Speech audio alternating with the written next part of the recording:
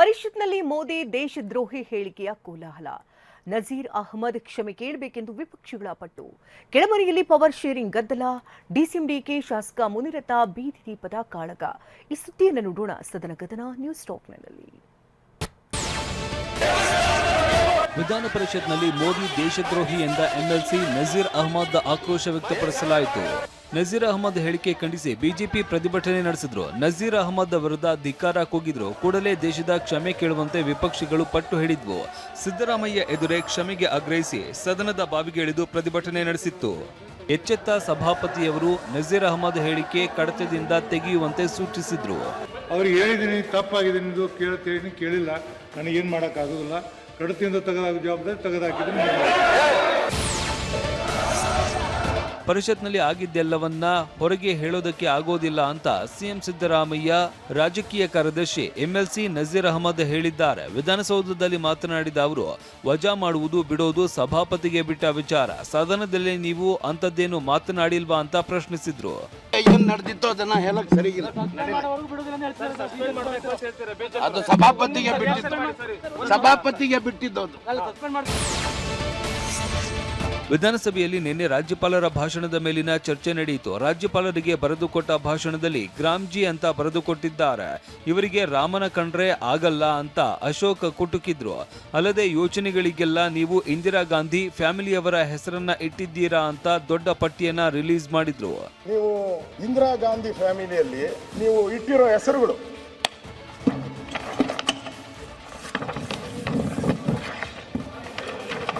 ಆ ಯೋಜನೆಗಳಿಗೆ ಎಷ್ಟಕ್ಕೆ ಗಾಂಧಿ ಹೆಸರಿಟ್ಟಿದ್ದೀರಾ? ಗುತ್ತಿಗೆದಾರರ ಬಿಲ್ ಬಾಕಿ, 40% ಆರೋಪ, ಮೂಡ ಹಗರಣ, ಇನ್ಸ್ಪೆಕ್ಟರ್ ಲಂಚ ಪ್ರಕರಣ, ಕೆಜೆ ಜಾರ್ಜ್ ರಾಜೀನಾಮೆ ಪ್ರಹಸನ ಸೇರಿದಂತೆ ಹಲವು ವಿಚಾರಗಳನ್ನು ಪ್ರಸ್ತಾಪಿಸಿದ ಅಶೋಕ್ ಸರ್ಕಾರಕ್ಕೆ ಪ್ರಶ್ನೆಗಳ ಸುರಿಮಳೆ ಸುರಿಸಿದ್ರು. ಇದೆಲ್ಲದಕ್ಕೂ ಉತ್ತರ ಕೊಟ್ಟ ಸಿಎಂ ಪೂರ್ತಿ ಭಾಷಣವನ್ನ ರಾಜ್ಯಪಾಲರು ಓದಲಿಲ್ಲ. ವಿಬಿಜಿ ರಾಮ್ಜಿಯಲ್ಲಿ ರಾಮನಿಲ್ಲ ಅಂತ ತಿರುಗೇಟು ಕೊಟ್ರು.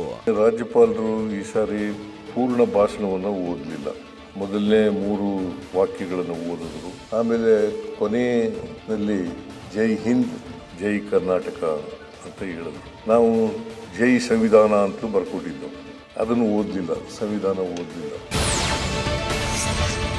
ಇನ್ನು ವಿಪಕ್ಷ ನಾಯಕ ಆರ್ ಅಶೋಕ್ ಆರೋಪಕ್ಕೆ ತಿರುಗೇಟು ನೀಡಿದ ಸಿಎಂ ಸಿದ್ದರಾಮಯ್ಯ, ಬಜೆಟ್ನಲ್ಲಿ ಭದ್ರಾ ಮೇಲ್ದಂಡೆ ಯೋಜನೆಗೆ ಕೇಂದ್ರ ಸರ್ಕಾರ ದುಡ್ಡು ಕೊಟ್ಟಿಲ್ಲ, ಇದರಿಂದ ನಮಗೆ ಅನ್ಯಾಯವಾಗ್ತಾ ಇದೆ. ಆ ಸತ್ಯವನ್ನ ರಾಜ್ಯಪಾಲರ ಬಳಿ ಹೇಳಿಸೋದು ತಪ್ಪ ಅಂತ ಪ್ರಶ್ನಿಸಿದ್ರು. 1300 ಕೋಟಿ ಕೊಡ್ತೀವಿ ಅಂತ ಹೇಳಿದ್ರು. Is it not A fact? It's A fact. National project ಕೂಡ ಮಾಡಲಿಲ್ಲ, ದುಡ್ಡು ಬರಲಿಲ್ಲ.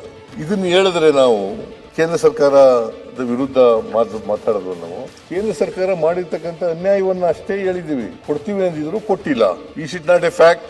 ರಾಜ್ಯಪಾಲರ ಮೂಲಕ, ಅವರ ಬಾಯಿ ಮೂಲಕ ಸುಳ್ಳು ಹೇಳಿಸ್ತಾ ಇದ್ದೀರಿ. ಇದು ಸುಳ್ಳ?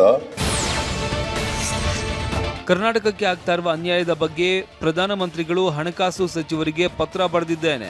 ಇದನ್ನೇ ರಾಜ್ಯಪಾಲರ ಭಾಷಣದಲ್ಲೂ ಉಲ್ಲೇಖಿಸಿದ್ವಿ ಅಂತ ಸಿಎಂ ಸಮರ್ಥಿಸಿಕೊಂಡ್ರು. ಆಗ ಜಿಎಸ್ಟಿ ಮೀಟಿಂಗಿಗೆ ಯಾಕೆ ಹೋಗಿಲ್ಲ ಅಂತ ಅಶೋಕ್ ಪ್ರಶ್ನಿಸಿದಾಗ ಗದ್ದಲ ಉಂಟಾಯಿತು. ವಿಪಕ್ಷ ಬಿಜೆಪಿ ಘೋಷಣೆ ಕೂಗುತ್ತಾ ಸಭಾತ್ಯಾಗ ಮಾಡಿದ್ರು. ಮಿನಿಸ್ಟರ್ಗೆ, ಪ್ರಧಾನಮಂತ್ರಿಗಳಿಗೆ ಮತ್ತೆ ಶಾ ಅವರಿಗೆ ಇವ್ರಿಗೆಲ್ಲ ಪತ್ರ ಬರೆದಿದ್ದೀನಿ ಅಂತ ಪದೇ ಹೇಳ್ತೀರಾ. ಮತ್ತೆ ಕೇಂದ್ರ ಸರ್ಕಾರನ ಟೀಕೆ ಮಾಡ್ತೀರಾ. ವೇದಿಕೆ ಇದೆ, ಈಗ ವಿಧಾನಸಭೆ ನಮ್ಗೇನು ಕೊಟ್ಟಿದೆ, ಮಾತಾಡಕ್ಕೆ ಕೊಟ್ಟಿದ್ದಾರೆ. ನಿಮ್ಗೆ ಅಲ್ಲಿ ಮಾತಾಡಕ್ಕೆ ಕೊಟ್ಟಿದ್ದಾರಲ್ಲ, ಒಂದು GST ಹೋಗಲ್ಲ. ವಿಧಾನಸಭೆಯಲ್ಲಿ ಡಿಸಿಎಂ ಡಿಕೆ ಶಿವಕುಮಾರ್, ಬಿಜೆಪಿ ಶಾಸಕ ಮುನಿರತ್ನ ಮಧ್ಯೆ ಮಾತಿನ ಸಮರವೇ ನಡೆಯಿತು. ಸಿಎಂ ಉತ್ತರ ಮುಗಿದ ಬಳಿಕ ಗಮನ ಸೆಳೆಯುವ ಸೂಚನೆ ವೇಳೆ ಮುನಿರತ್ನ ಬೀದಿ ದೀಪಗಳ ಸರಿಪಡಿಸುವ ಬಗ್ಗೆ ಚರ್ಚಿಸಿದ್ರು. ಈ ವೇಳೆ ಉತ್ತರಿಸಿದ ಡಿಕೆ, ನಾನು ನಿಮ್ಮ ಕ್ಷೇತ್ರದ ಸಮಸ್ಯೆಗಳ ಬಗ್ಗೆ ಕೇಳೋಕೆ ಬಂದ್ರೆ ಚಡ್ಡಿ ಟೋಪಿ ಹಾಕೊಂಡು ಪ್ರತಿಭಟನೆ ಮಾಡ್ತೀಯಾ ಅಂದ್ರು. ಆಗ ನೀವು ನನಗಿಂತ ಸೀನಿಯರ್, ನಮಸ್ತೆ ಸದಾವತ್ಸಲೆ ಮೊದಲು ನೀವು ಹೇಳಿದ್ದು ನೀವು ಅಂತ ಮುನಿರತ್ನ ಕಾಲೆಳೆದ್ರು. ಆಗ RSS ಬಗ್ಗೆ ಚರ್ಚೆ ಮಾಡದ ಡಿಕೆ ಸಭೆ ಕರೆದು ಸಮಸ್ಯೆ ಬಗೆಹರಿಸ್ತೀನಿ ಎಂದ್ರು.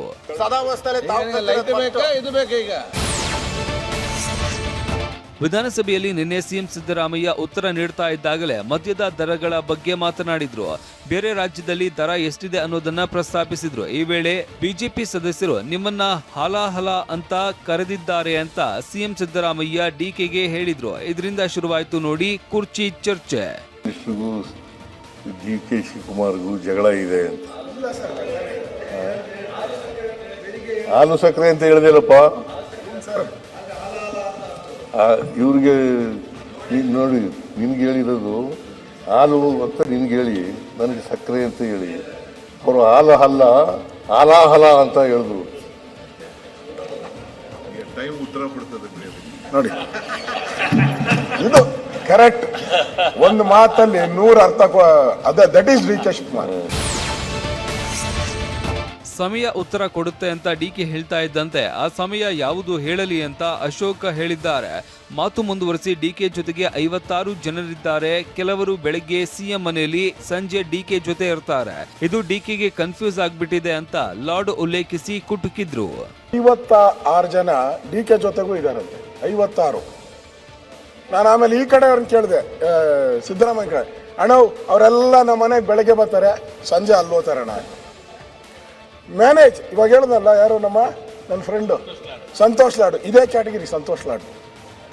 ಬೆಳಗ್ಗೆ ಒಂದು ಕಡೆ, ಸಾಯಂಕಾಲ ಒಂದು ಕಡೆ.